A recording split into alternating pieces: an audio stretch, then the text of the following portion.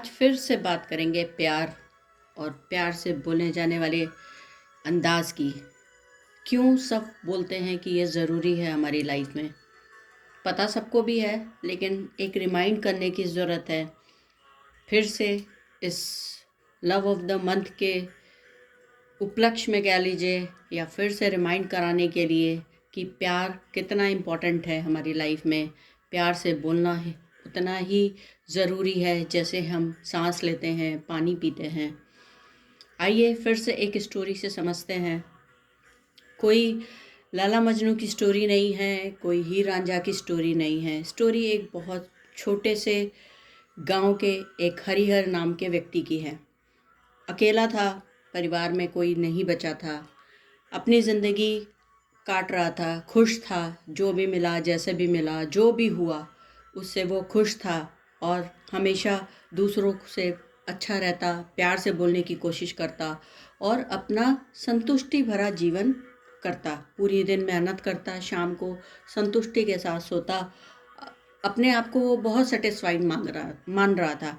लेकिन एक दिन उसको एक छोटा सा बछड़ा मिला। उसने सोचा चलो ये भी अकेला है, इसको पाल लेता हूँ। अब वो जब से उसके ज़िंदगी में आया, उसके खाने पीने का ध्यान रखना, उसको नहलाना धुलाना, उसकी सेवा करना। अब उसके बात करने के लिए हरिहर के वो ही एक उसको जीव बोले या व्यक्ति बोले या जो भी आप बोलना चाहें, उसने लेकिन उसको अपना बेटा मान लिया था कि मेरा कोई नहीं है, इसका भी कोई नहीं है, मैं इसको अपने बेटे की तरह इसकी देखभाल करूँगा, इसकी सेवा करूँगा। और वो अपनी दिन की जो भी बातें होती, जो दिल की बात करने का मन करता या जो भी वो दूसरों से सुनता, वो उससे शेयर करता और अपनी लाइफ को हंसी खुशी व्यतीत कर रहा था। कभी कभी ऐसा होता, उसको मेहनत मजदूरी करता था, उतना नहीं मिलता था, लेकिन वो अपने उस बैल को ज़रूर खिलाता, क्योंकि अब वो बड़ा हो चुका था, अब वो बैल बन चुका था। वो उसको ज़रूर खिलाता और ख़ुद चाहे भूखा रहना पड़ता तो भी वो करता।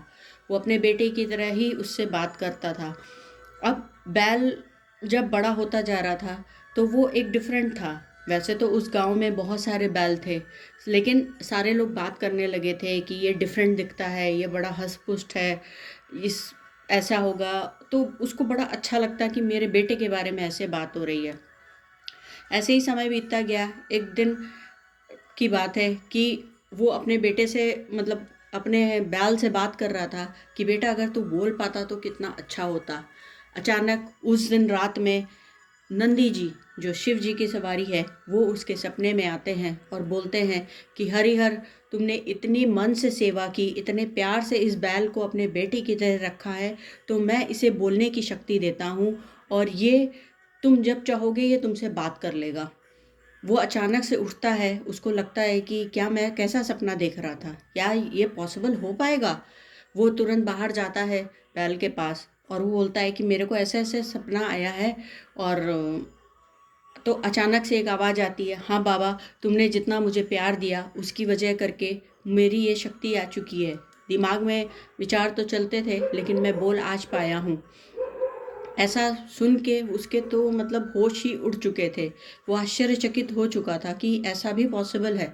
तो उसने बस ये बोला कि आपके प्यार की वजह करके, आपकी सेवा की वजह करके मुझे ये वरदान मिल गया है। वो बड़ा खुश था। अब लेकिन जो बेरोज़गारी वाले दिन थे उसके बीच बीच में आते रहते, कभी खाने को मिलता कभी नहीं मिलता। तो ये देख करके जो उसका जो बैल था, जिसने अब उसका नाम ही नंदी रख दिया था, उस नंदी से नहीं रहा जाता। उसने एक दिन बोला, बाबा ऐसा है कि तुम जो शहर में सेठ धनी राम है उसके पास जाओ और बोलो कि एक बैल है मेरा जो 100 गाड़ियों के बराबर का माल खींच सकता है। अगर ऐसा मैं करता हूँ तो क्या वो, उससे शर्त लगाना कि वो 1000 सोने की मोहरें तुम्हें देगा।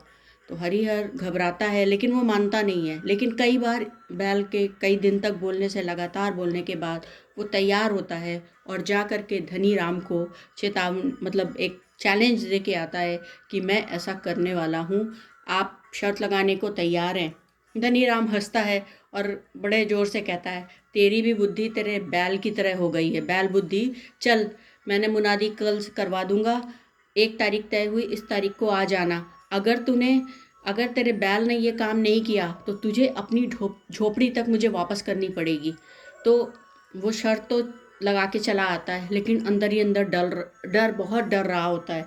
उसके डर से उसको समझ में नहीं आ रहा होता। अब उसका जो डर है उसके ऊपर हावी होने लगता है।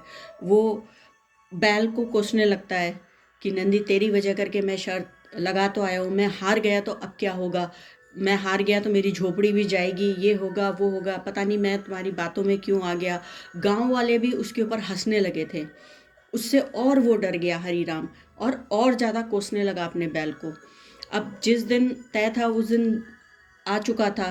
100 गाड़ियाँ तैयार खड़ी थी, सब कुछ हो चुका था, और हरी राम वहीं खड़े खड़े उसको कोसा जा रहा था। तेरी वजह करके ये आज दिन देखना पड़ रहा है, मैं हार गया तो मेरी झोपड़ी भी चली जाएगी, खाने को तो था ही नहीं, अब रहने को भी नहीं रहेगा, फलाना फलाना वो बोलता रहा। बैल एक कदम टस से मस नहीं हुआ, और उस दिन वो हार गया। उस दिन और वो हरी राम उसको कोसता ही रहा। फिर वो लोग मंदिर पे आकर के रात में सोए। फिर रात में फिर वो जब रोने लगा कि अब मेरे पास कुछ भी नहीं है, तुझे क्या खिलाऊंगा, मैं क्या करूँगा, फलाना ढिमाका, ऐसे बोलते करते वो बैल पहली बहुत देर चुप रहा। पूरे दिन से तो वो सुन ही रहा था। उसने रात में बोला, बाबा तुम्हारे इस बोलने की वजह करके मैंने चीज़ें छोड़ी हैं।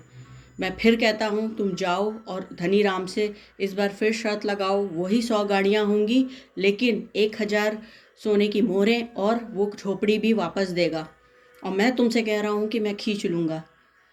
अब लेकिन हरिहर के पास कोई चारा नहीं था। वो फिर से मानता है, और वो जाके दूसरे दिन ही धनी सेठ को फिर से कहता है कि ऐसा कर। तो बोलता है ठीक है, अगर ये नहीं कर पाया तो तेरा बैल भी मेरा।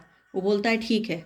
अब डिसाइड होता है, फिर से 100 गाड़ियाँ सजा दी जाती हैं, और इस समय जैसे ही हरिहर पास जाता है बैल के, और अपने बोलता है, बेटा मुझसे गलती हुई है, तू ही मेरा बेटा है, तू बचाएगा, आज तुझे ये 100 गाड़ियाँ खींचनी होंगी, जिससे हमारा घर हमें वापस मिल सके, हम आगे मोहरों से अपना जीवन व्यतीत कर सकें। बस इतना कहना था, प्यार पे सर हाथ फेरना था, और वो सारी गाड़ियाँ लेकर चल नहीं पड़ा, दौड़ने वाली स्थिति में आ चुका था।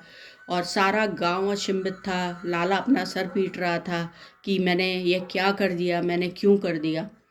लेकिन दोस्तों, बात यही है कि एक ही व्यक्ति, एक ही जीव, वही परिस्थिति, अंतर सिर्फ प्यार से बोलने, नहीं बोलने और करने का है।